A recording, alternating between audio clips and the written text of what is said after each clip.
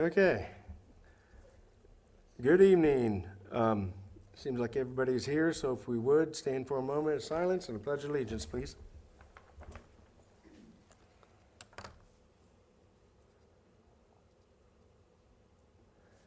I pledge allegiance to the flag of the United States of America and to the republic for which it stands, one nation, under God, indivisible, with liberty and justice for all.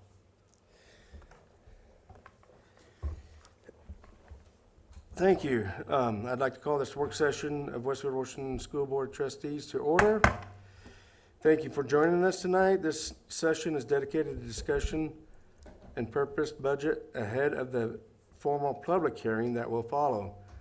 While no votes will be taken during this work session, it is an important opportunity for the board members to review key details, ask any questions, and ensure clarity before we move on into the hearing phase. Let's begin our discussions. I think, does anybody, Greg Hunt, you want to, Dr. Greg?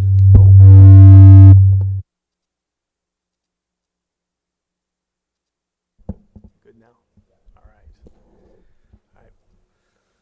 Thank you, Mr. President, and good evening. And I really appreciate the opportunity tonight to be able to go over our 2026 budget. But before I get started, there's a couple things you need to know about me. I really accept the opportunity in which to present. First and foremost, I'm an educator. As we go through and have spoken to all of the different schools, that's one of the first things that I say. I started as a teacher, so education is near and dear to me. And so I look at this opportunity as an education.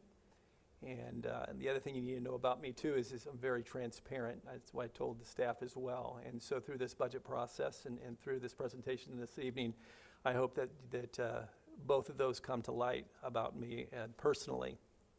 But as we get started, wanted to go over the timeline in which the budget, because there's some important timelines that are associated with the budget that are statute in nature. And so first and foremost, that the pre-budget was submitted back in June 30th. And that pre-budget is really submitted to the Department of Local Government Finance, just to kind of give them an idea of where we think we may be, but that was submitted by statute. And then in August, we received the certified net assessed valuation for the county. And I'm going to talk about that in a little bit because there was some adjustments to that certification. And I think it's important for the board to understand that and how we move forward with that recertification. And then through July and through September, the budget starts to be worked, start to look at some details, start to look at revenue forecast, look at enrollment forecast. But during that time too, it's important that we have all of those details into Gateway. And I mentioned this in a prior meeting. Just for your knowledge, Gateway is the portal for the state in which all submissions are made, not only for budget, but there's some other elements that portal is used for as well. But this allows the public in which to, number one, the advertisement for the budget, which I'll share in just a second, but it also gives them an opportunity to review.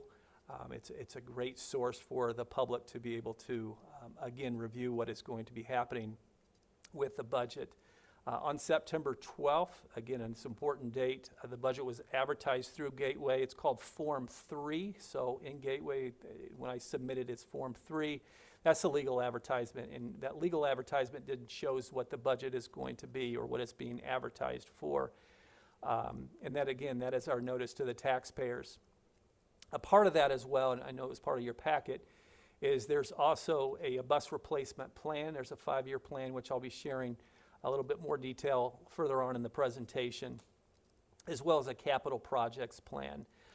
Again, those are statutes that we have to submit if we're going to be replacing buses and any type of work over $10,000, as well as any capital assets that would be purchased over $10,000 needs to be advertised through the Gateway system.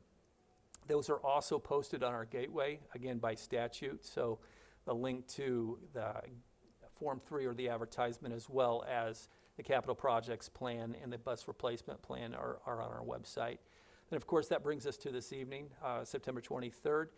The reason I said September 12th is an important date when we advertise. You have to advertise at least 10 days prior to a public hearing.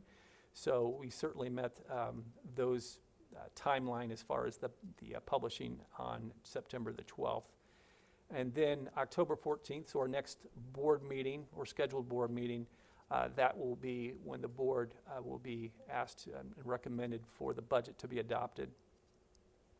October 15th, so the day after, I start putting all of that information together, those resolutions that will be signed by the board on October the 14th, and then the rest of what needs to be submitted through Gateway will be done on October the 15th. We have statutorily 5 days in which to send that through Gateway after the adoption. And then December 25th, we will receive the 1782 notice, which is basically a draft copy.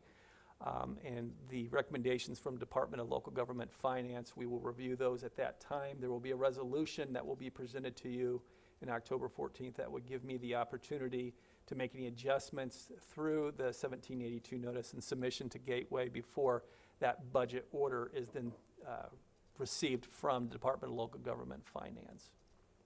So that's just a recap of kind of where we've been, where we're at, and where we're going to be headed. Again, some of you may know this, but again, I never like to assume anything, but as we start to work the budget, it's really an 18-month look. So obviously we have 6 months left of this current year, and then there's the 12 or the year following in 26. That all of that information gets input again into Gateways as we start to calculate out what those spending's going to be, as well as what the revenues that we believe are going to be generated during that time. There's a capital expenditure plan, and then again, mentioning the 5-year bus replacement plan. Like I'd mentioned, it has to be advertised, and that we have to talk about it in a public hearing, and then there has to be an adoption. It used to be a 12-year bus replacement plan that has changed, and again, that gives us some leeways which to make some adjustments. Instead of waiting 12 years as far as the plan is concerned, we can make those adjustments within a 5-year period of time.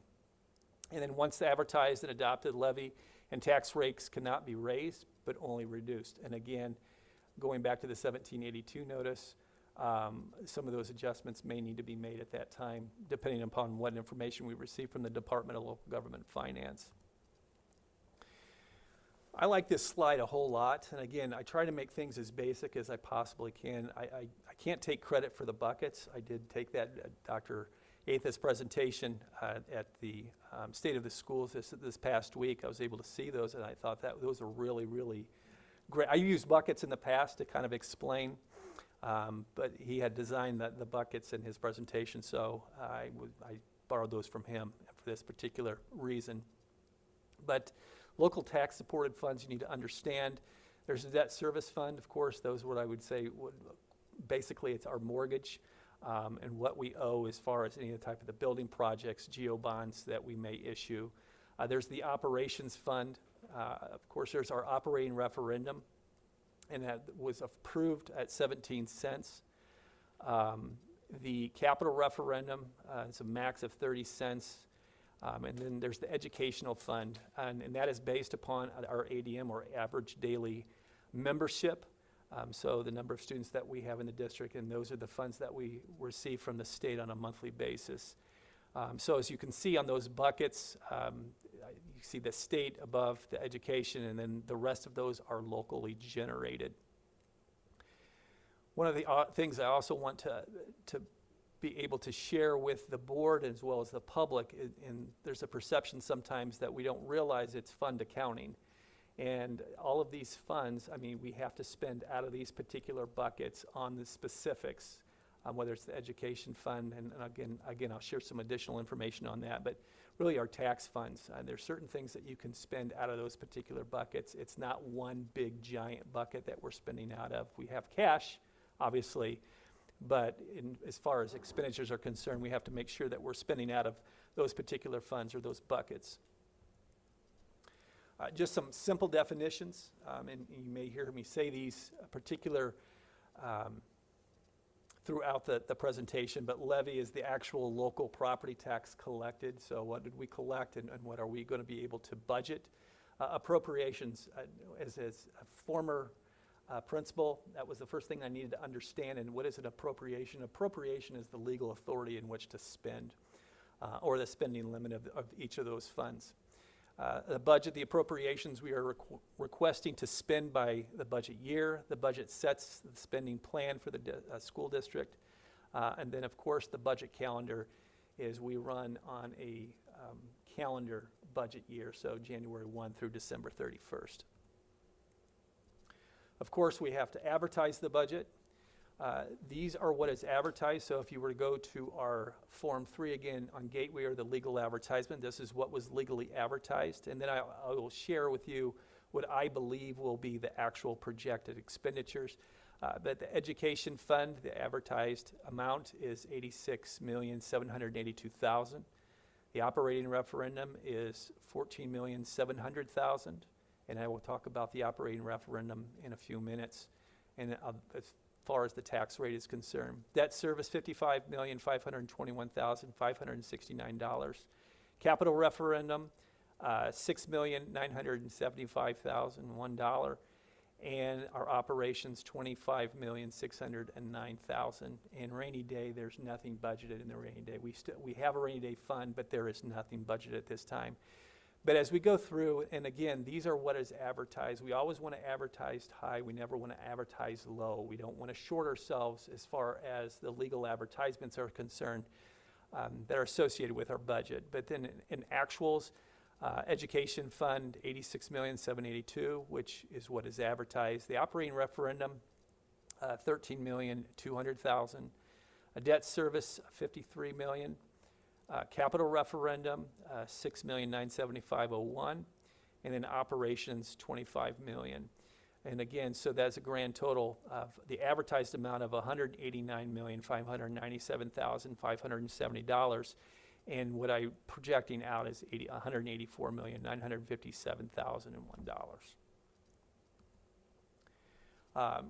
Speaking of ADM and enrollment history, this is, of course, going to be updated as we work with Dr. McKibben and doing our demographic study and everything that's going on within Westfield as far as enrollment is concerned.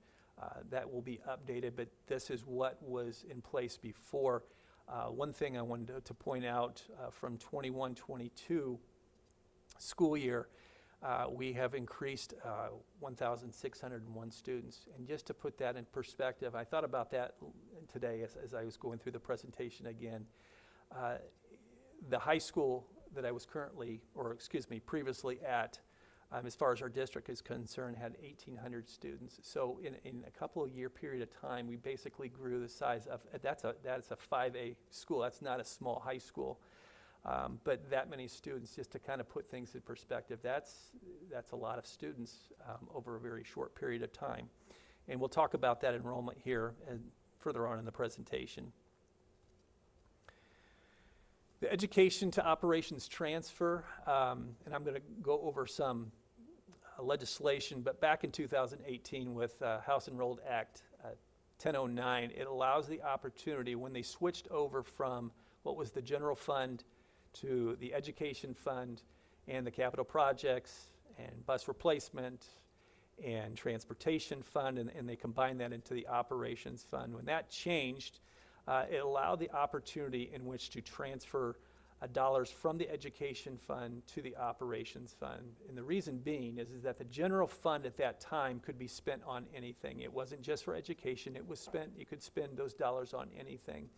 And so with many districts, there was quite a bit within the general fund. And so when they switched over to that operations fund in which to be able to supplement what was being spent out of the operations fund, or the new operations fund, they allowed a transfer of up to 15%.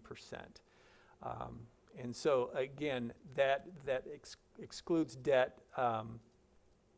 The operations fund is all items, and I want to make sure that we're on the same page, is all items that excluding debt, but including central office administration costs. So it's anything as far as the operations of a district outside of the instruction of students. And so when we talk about the education fund, we talk about the items that are directly related to the classroom, the teachers, assistants, the principals, and so anything, again, with the instruction of students. And then, of course, again, going back to the operations fund, which becomes very, very challenging, especially when it's really generated primarily from the property taxes and the caps that we have. But those are the operations of the district. So again, going back to transportation, custodial, maintenance, utility costs, liability insurance, the business office, the superintendent's office, all of those, because they're not directly related to the instruction of students, need to be paid out of the operations fund. And so again, we are allowed to transfer up to 15%. In the past, we have transferred 7%. Because of new legislation with Senate Enrolled Act 1, it's necessary for us to increase that from 7% to 8%, just to offset some of those losses that we're going to be experiencing. Again, what I will be sharing with you further on in Senate Enrolled Act 1, for us to, again, to sustain that operations fund. Just a quick, and I like to use pie charts, I like to use graphs as far as explanations are concerned. But looking at the education fund, you're going to see 72% of the education fund is made up by salaries. 16% is the benefits. And then you're going to see some other very smaller segments in there. It could be services, it could be a little bit of purchase services, and then also supplies. They're also accounted for in the education fund. And so there's a really kind of a basic breakdown of the education fund's budget and how that is made up. But primarily those three that you're seeing up there, again, with the transfers as well as the salaries and the benefits are primarily make up the majority of the education fund. Operating referendum, any expense that could otherwise be paid from the education fund or operations fund are what we're using our operating referendum fund for.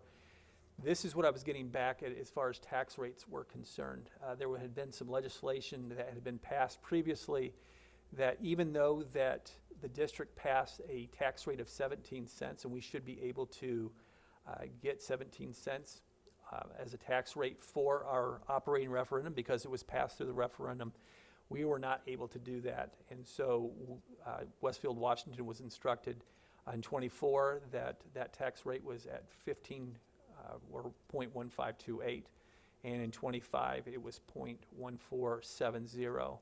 26, that has changed again, so we will be able to capitalize on what was passed as the referendum, or that 17 cents or that tax rate. But really what I really want to draw your attention to is those bullets right below those rates. And think about this, in 2024, there was a loss of almost $1.1 million because of us not being able to collect in our referendum, or the operating referendum. And in 25, there was a loss of almost $1.7 million. And so when you start to do that, obviously that erodes at the abilities in which to, again, offset those expenses in our operations fund. That puts us in a very, very vicarious position, financially speaking. And then just as again, knowledge, I think we all just, these table understand this, but it was renewed in 23, good through 31. As far as that operating referendum is concerned. Can I ask a quick question? Yes. So the money we didn't receive, can you just remind me, taxpayers paid So the difference? Yeah, so there would have been a reduction as far as caps are concerned with that, and so that you would not necessarily would have paid for that. It could have been taken off as a cap. Do you remember the reasons why, Dr. Atha? I wasn't here at the time and when that was changed. I was just curious if taxpayers paid the 17%, but the school just didn't get the 17%. No. When our budget was certified by the DLGF, they lowered it from 17 to 14.7. So even though our voters approved us to collect 17 cents, Okay. I just wanted to make sure. Legislatively, we weren't allowed to do that. We were capped. The timing of, I don't know the exact legislation, but the timing of our referendum fell into a legislative mandate that didn't allow us to capture all of that. If we had gone out the next year, it wouldn't have been capped. And then those caps are removed for 26, I believe, correct? That's correct. Yeah. Yeah.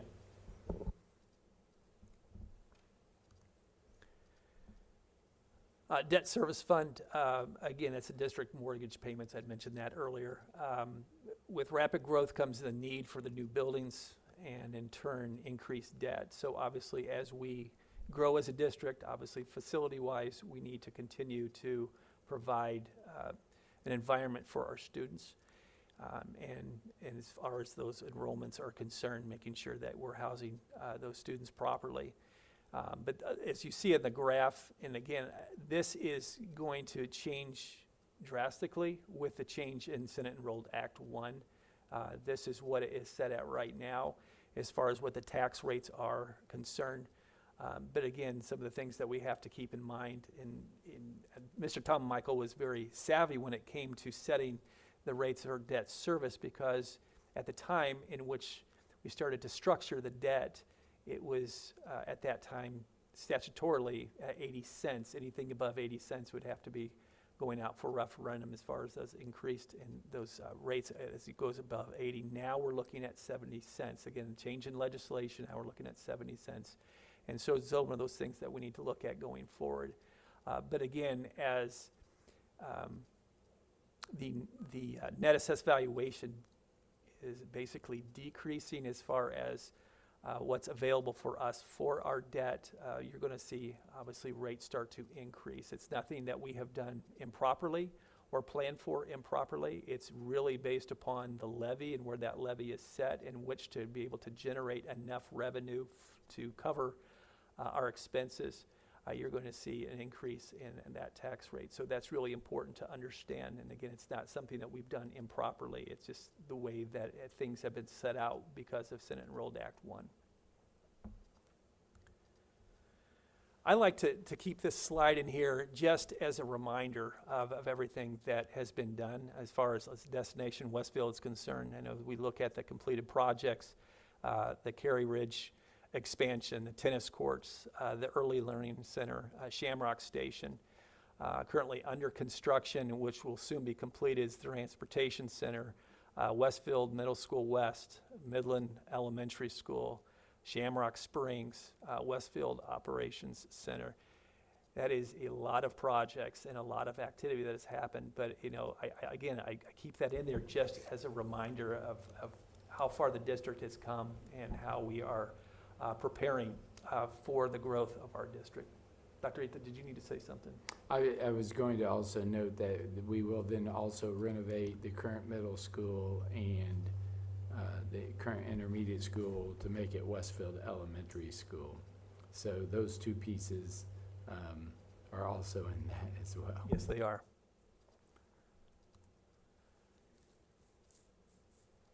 Just for the, again, the sake of the public as well as the board, we look at, again, projects that were financed as of 2025, the new Transportation Center budget, 52.5. The site infrastructure on State Road 32, the budget $30 million. ELC expansion was $37 million. Westfield Middle School West, $162 million. Midland Crossing Elementary, $80,500,000. Shamrock Springs, $83 million. Westfield Washington Event Center, $15 million. Operations Building, $16.9. Again, just for those, not including obviously the improvements at the current middle school as well as the new Westfield Elementary are not included in these particular budget. But as we go forward and we finalize, obviously, the extent of what is happening at both of those particular buildings, that will be obviously added in future presentations. Capital Referendum Fund, and obviously you're going to see a trend there as far as the decrease. Again, the maximum tax rate that was approved was 30 cents. The maximum debt that was approved was 90 million. And of course, you're going to see that capital referendum, the tax rate continue to decrease. So the tax rate in 25 was 0.0868, and we were probably going to be right under that as far as that rate is concerned for the capital referendum fund.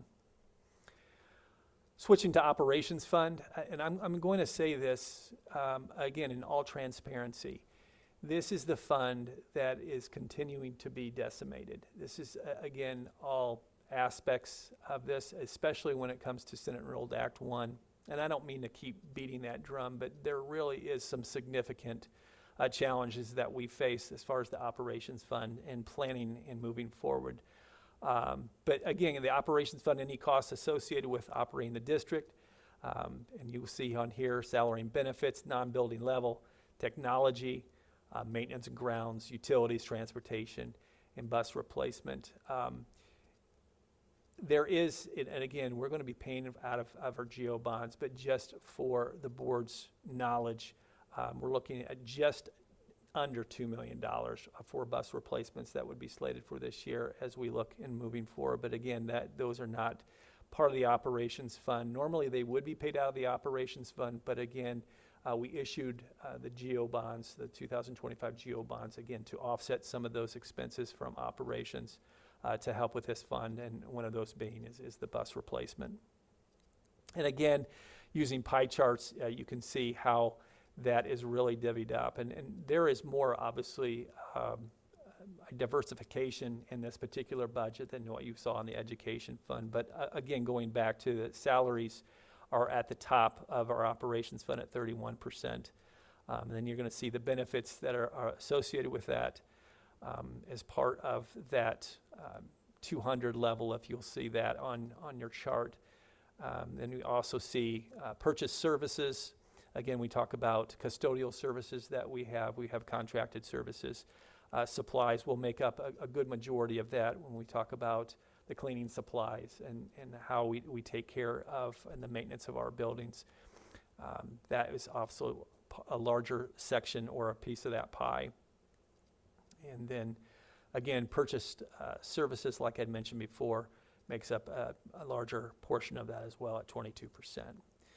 But again, this is more of a diversified, but again, it's a fund that we look very, very closely at and continue to look at different ways, either to generate additional revenues for this particular fund, but also looking at efficiency and what are the things that we can do as a district as a whole to become more and more efficient, whether it be through transportation, whether it be through utility costs, but looking at a number of different ways, and again, to lower the needs of the budget for our operations fund, again, to make sure that we're keeping in line with the revenue that we will be receiving.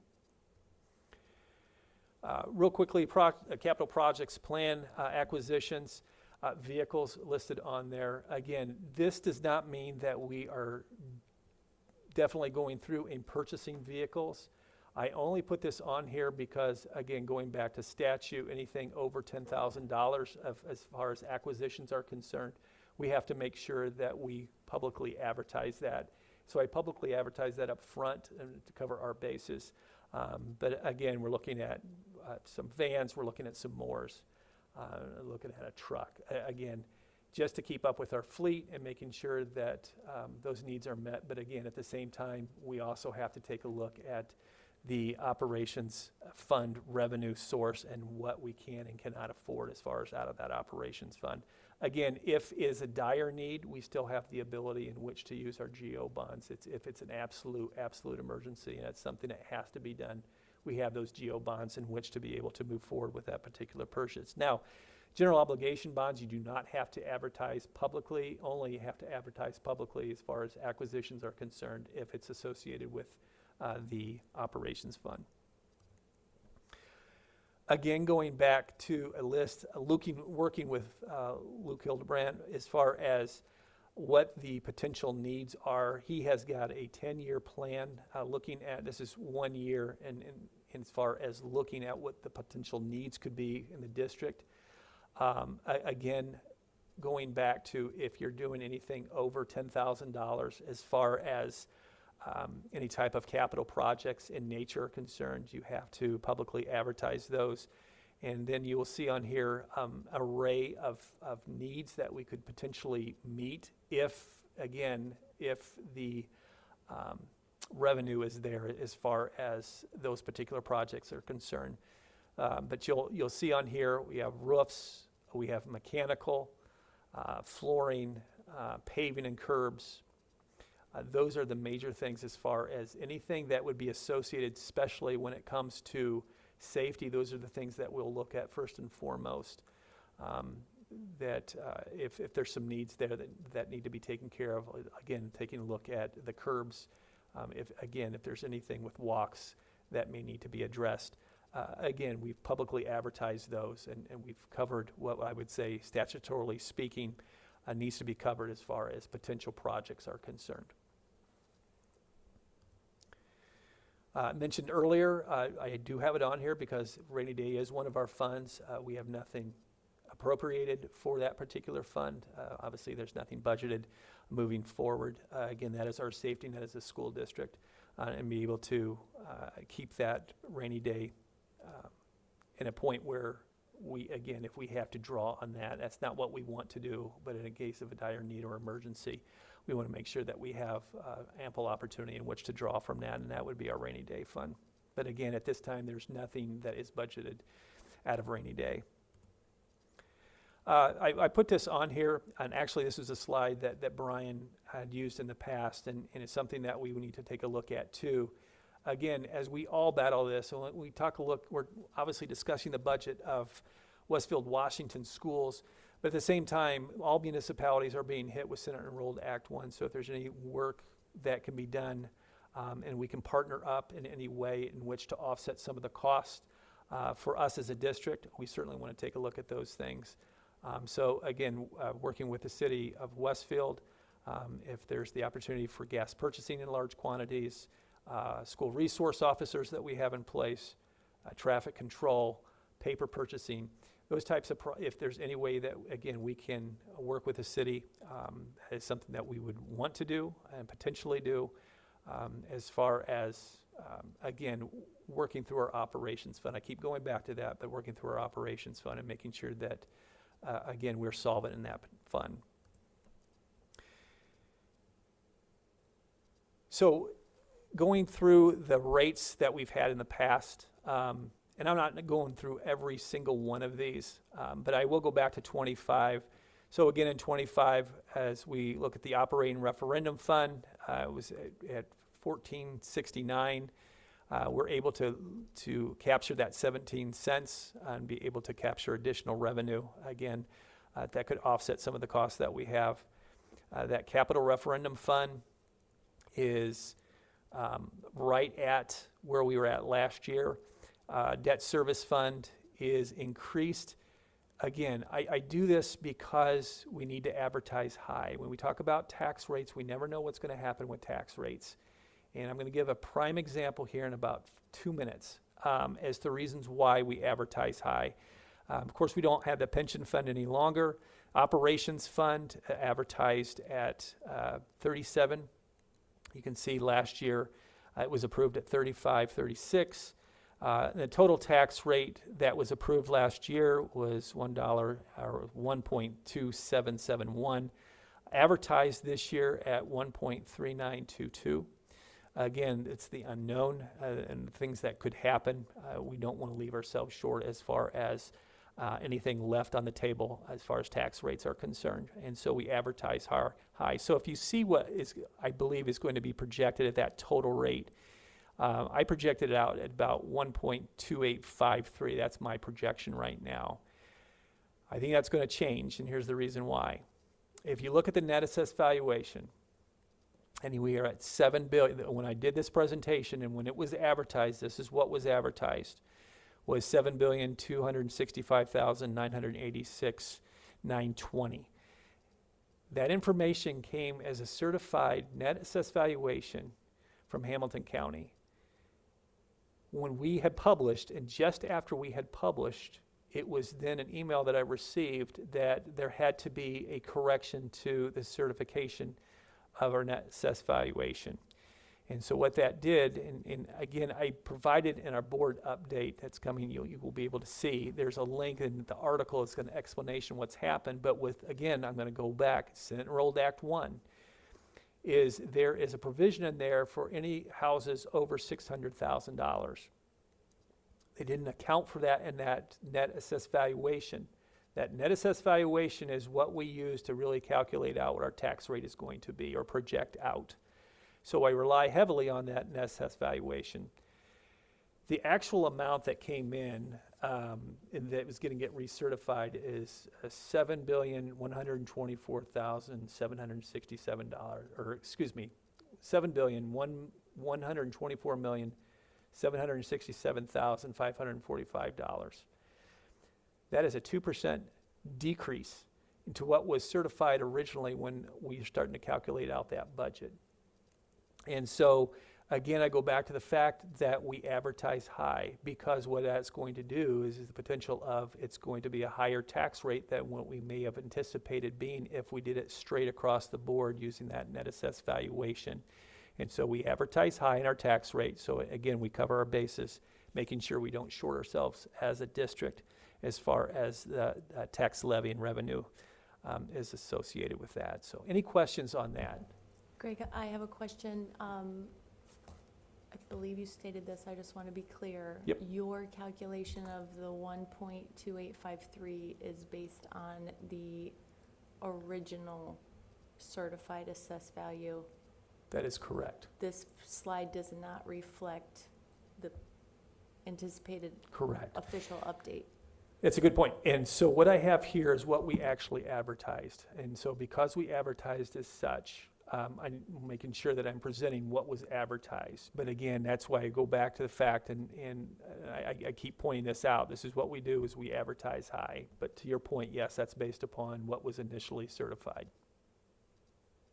So it's fair to say that it's going to be 1.29 something perhaps, but far less than the 1.39 we advertised. That's correct. Okay, Yes. thank you. Yep. Appreciate the questions. This brings us to circuit breaker impact. It's another, this again, as we look at our operations fund, now it's going to affect our debt service fund as well with, again, Senate Enrolled Act 1.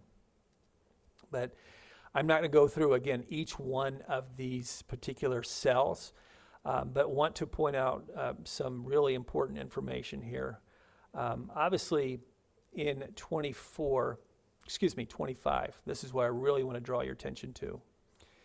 Going back to what we just talked about, the net assessed valuation, when the Department of Local Government Finance came out with what the circuit breaker impact was going to be for 25, we were informed, or it was actually through the advertisement and through the estimate from the Department of Local Government Finance, it was going to be $5.5 million. That was the estimate as far as the circuit breaker. That wasn't Mr. Michael's estimate, that was coming from the DLGF. When it's certified, so when actually the circuit breaker was certified, it was certified at $8,430,000, so $8.4 million. That's a huge difference. And so again, going back to the operations fund, because that's where it's hitting, that is almost a $3 million hit to the operations fund, because what was estimated out as that circuit breaker and what was reality was a huge difference. So again, these are the adjustments as we go through. And my philosophy in budgeting is this.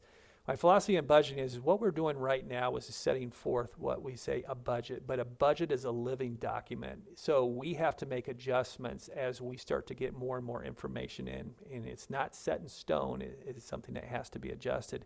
Again, that's one of those elements that comes into play. And then if you look at the very bottom of the slide, again, very important to understand this. Look at what the estimated circuit breaker is going to be in 26 as a result of Senate Enrolled Act 1. That's $11.4 million. Now, because of Senate Enrolled Act 1, it's not all going to hit And this is something we're looking at very closely. It's not all going to hit the operations fund. It will also hit the debt service fund as well. And so we have to pay close attention, obviously, as how that's affecting our debt service and making sure, obviously, we're looking at that appropriately as we have to make our debt payments. And so it's something that we have to be cognizant of. We have enough in cash balance to offset the potential of some of those. But again, going back to something we have to look at going forward. And so as we continue to unravel Senate and Rel Act 1 and become more and more familiar with that, those are some of the impacts that we have to take a look at. But the significant amount, $11.4 million, again, that's going to be a significant hit to our operations fund. And just over $2 million of that is really as a result of Senate Enrolled Act 1. So if you look at circuit breaker, it's going to be about 8.5 based upon the 1%, 2%, 3% of the assessed valuation. But the $2 million is a direct result of the deductions as far as our property taxes are concerned and how it's going to hit our operations fund. So again, really important to stay up to date on the impacts and how things are going to have to unroll moving forward with Senate Enrolled Act 1. Can you, before we go to the next Yep. slide even? Go back. Yeah, if you don't mind. Can you explain the circuit breaker, exactly what it is and Yeah. everything? Absolutely. So what we are given is a levy. So what is collected into Amber's point earlier, what is collected in, or what should be collected in property taxes? We as homeowners is at 1% cap. So in other words, it can never go above 1% of your assessed valuation. But with the levy, the way that it is, it could generate more. Now, where we as a district get impacted significantly, and you realize this, that we are really a residential community. The majority of our tax rate or our levy is generated from residential taxes. Then we go to 2%. So 2% is the cap. So you can't go above 2% of the assessed valuation on farm property and rental property. And then there is commercial or business property taxes that cannot go above 3%. So if you're a district like we are that is primarily residential, you're going to hit those caps real quickly. And then what's going to happen is, let's say you have apartments, that could offset a little bit if you have a lot of industry. And at that 3%, what is lost on the 1%? I don't mean to get convoluted in here. I know it can be a little confusing. But what you lose in that 1% could be made up if, let's say, on that 3% of the business property tax. When you don't have a huge industry base to offset that, that's where the circuit breaker really comes into play and impacts. So did you want to share, Dr.? No, I was just going to say, I pulled up Barry's report, and this year we were 77.9% residential. Yeah. Apartments, which are 2%, were 6.8%. Our commercial is 9.1% of our tax base, and then agriculture is less than 1%. Right. In our community now, or in our township. But we'll grow a little bit residential. We will. So the circuit breaker at 1% is when that hits, then even though we're approved to levy the tax, we're not allowed to collect the tax. So then then we call that's a tax. It's a circuit breaker. It's an uncollectible tax for us. And what happens is the burden shifts over to the 2 and the 3% to some degree, but we don't have enough of that to make up to offset it. Yeah. And then if they TIF it, sorry about that. If the city TIFs that district, we don't collect that unless we get the referendum. That's correct. Okay. Greg, you mentioned earlier the initial assessed value and the corrected assessed value, and part of that was because of a caveat for homes that are over $600,000 in value. So is that also contributing then to this initial 5.5 versus now what we know is 8.4 million lost? So that was, no, was Senate Enrolled Act 1. So that's what rolled into, again, what's going to be about a $2 million, not just on that, that's about a $2 million additional, when I call circuit breaker, so any losses that we're going to be getting, that was associated with that. It was not associated with that difference. Yeah. Any other questions? Again, I appreciate the questions.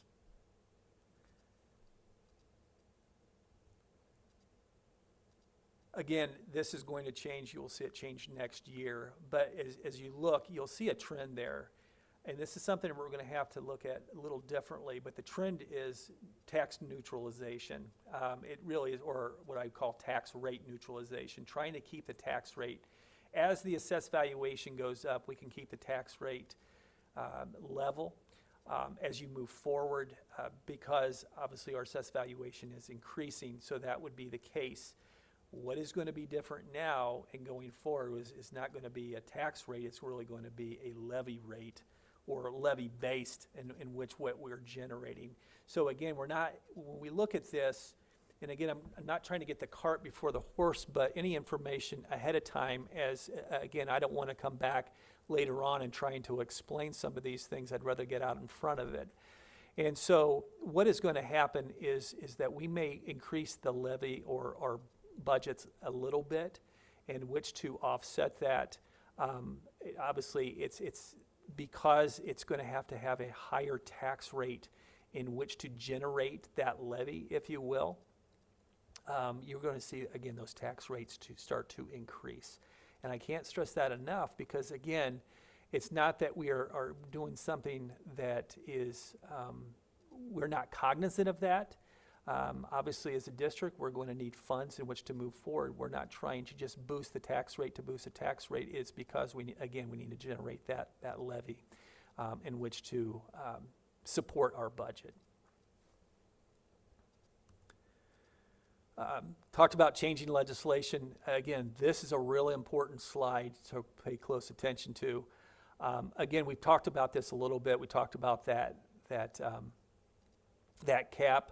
Operating referendum cap of 3%. That's going back, again, to that rate.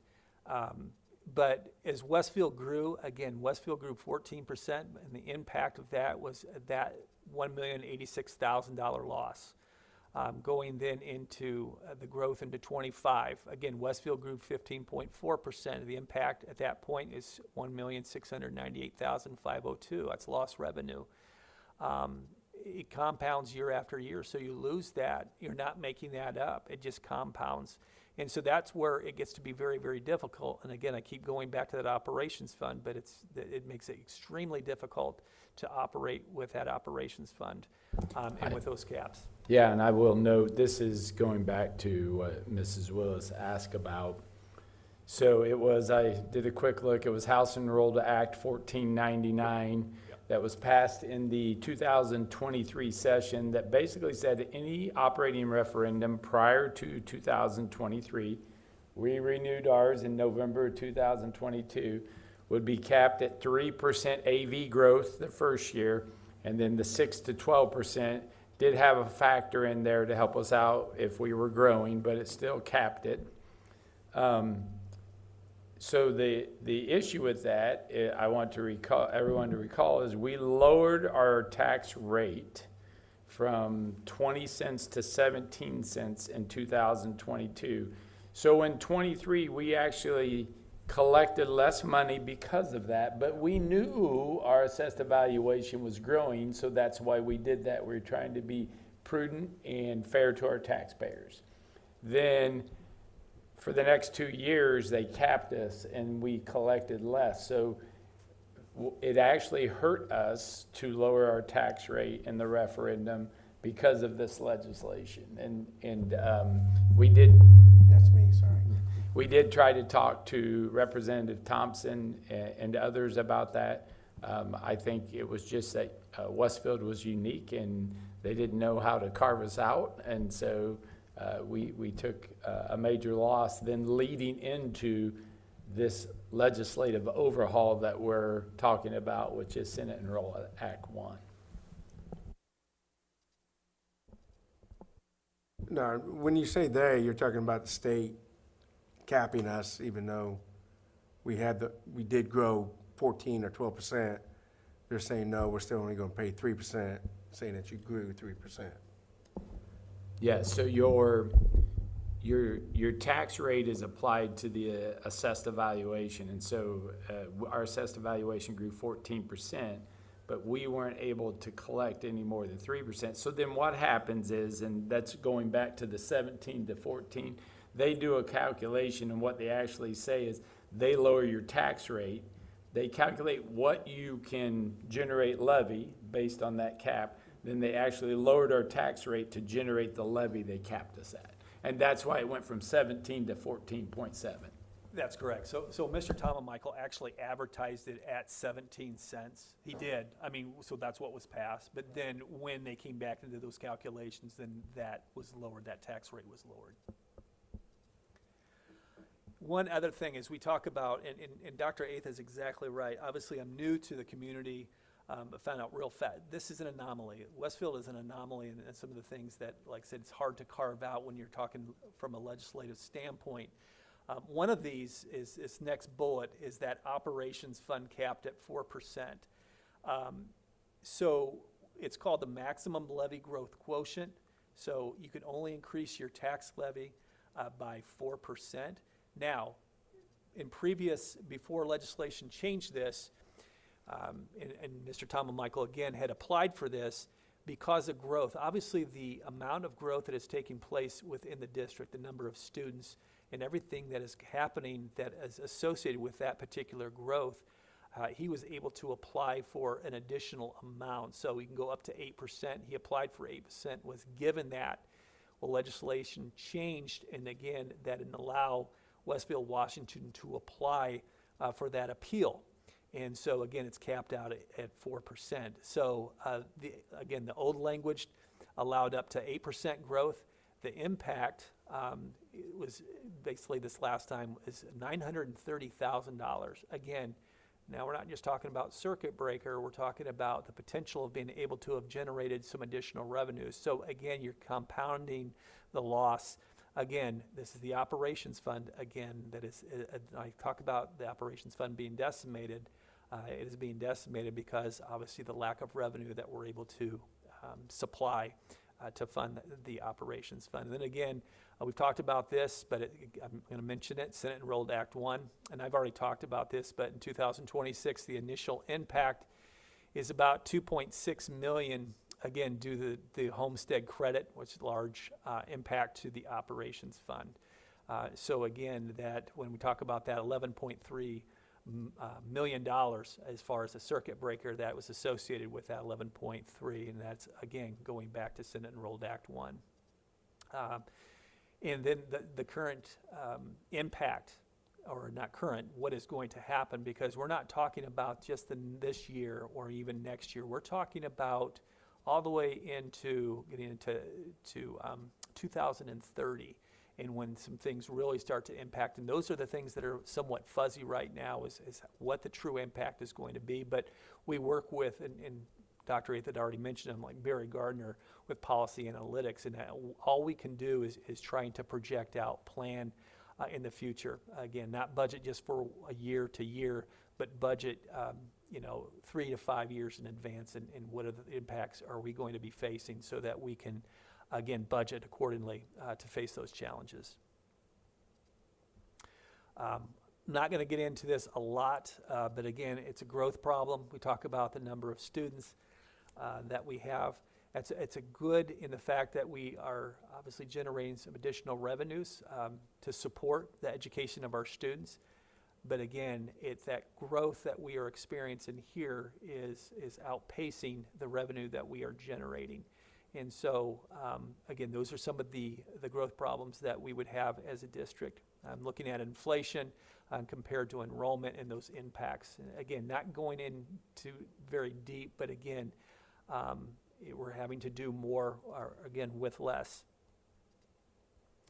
A growing school, this is a great example of how some of the funding works with, especially the education fund. Again, the magic date in the fall is October 1. That's coming up. That's the magic date when I call the magic date, because that's our ADM date. So as of October 1, that's when we take our official enrollment, or that ADM, average daily membership. Those are the numbers that the Department of Education uses in moving forward, and what our revenue is going to be for the education fund. But what happens is if, again, as a growing district and as new homes are being built, we have, new students that may be enrolling in our schools, which we are very, very glad to have and welcome them. But what that does from a funding standpoint, that October 1 is what is being generated up until we have another count in February. So when we have students moving in, after that October 1 count, the funding is not accounted for those particular students until that February 13th count. So those are some of the things. And again, we have 2 new students that are enrolled. They're going to be receiving services. Also, the assessed valuation, again, for those particular homes that they're moving into or that are being built, again, we're not seeing that revenue until the following budget year. So again, as this growing school district, the challenges that we face in which to budget, these are some of the challenges that, again, that we need to account for when we talk about the budget. Remind me again how many new students we had this year. We are looking at about, last count I had was 313, I believe, is the last. Yeah, 313 students right now. That slide before too, Yeah. Greg, is a good indicator. The top 2 are, the top 3 bullets are the education fund, basically, and the bottom 3 are the operating fund. Correct. Good point.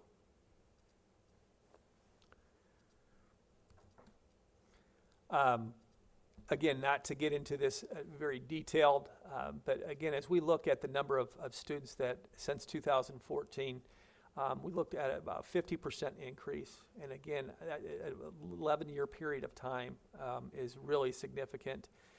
Going back to just 2, when we look and I think about the operations fund, again, as costs continue to go up and we are capped at what we are able to generate as a revenue, I think about, again, the buying power. And so that last bullet point's important too, that back in 2014, that dollar now is $1.36. And so as you think about going back again, either with salaries, and because the cost of living goes up, inflation, and the cost of services go up, the cost of fuel go up, the cost of, the utilities are increasing, and we're not keeping pace with that. Again, that's something that we have to be cognizant of, and we have to be very, creative in ways that we can generate additional revenues, and again, being very efficient with our dollars. And so the overall advertised budget, and long and short of it, as we come into conclusion here, is the budget is advertised at $189,587,568. Again, to put some things into perspective, the 25 advertised rate was 1.3381. The approved rate was 1.2771. The overall tax rate that is being advertised right now, again, advertising high to make sure that we're covering ourselves, is 1.3922. Again, what I'm projecting out right now is the actual rate as it stands right now, and that was based upon, to your point, Rebecca, that initial certified net assessed valuation, but the tax rate that I'm anticipating based upon that is about 1.2894. The estimated non-exempt rate is 1.0326, and the estimated exempt, which are those referendum, those tax rates, are 0.2568. 59 minutes, so yeah. I didn't make my half an hour, I'm sorry. But I entertain any questions. You've had some really good questions as the presentation has unfolded, and I welcome any other additional questions that you may have.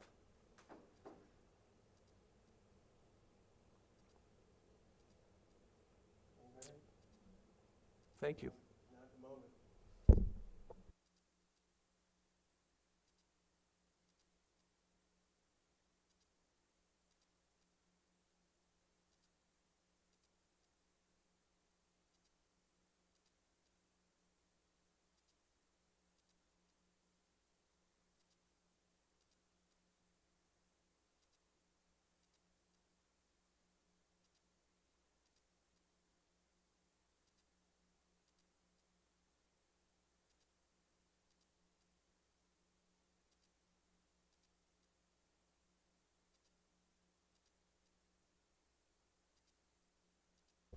26 budget of Westfield Washington Schools. Tonight's hearing provides an opportunity for the public to hear details about the proposed budget and offer input before the board considers final adoption. We welcome your feedback and thank you for being a part of this important process. At this time, I turn things over again to Dr. Hunt for the presentation overview of the proposed 26 budget. And then, is there any questions? Or did we have anything from the gallery?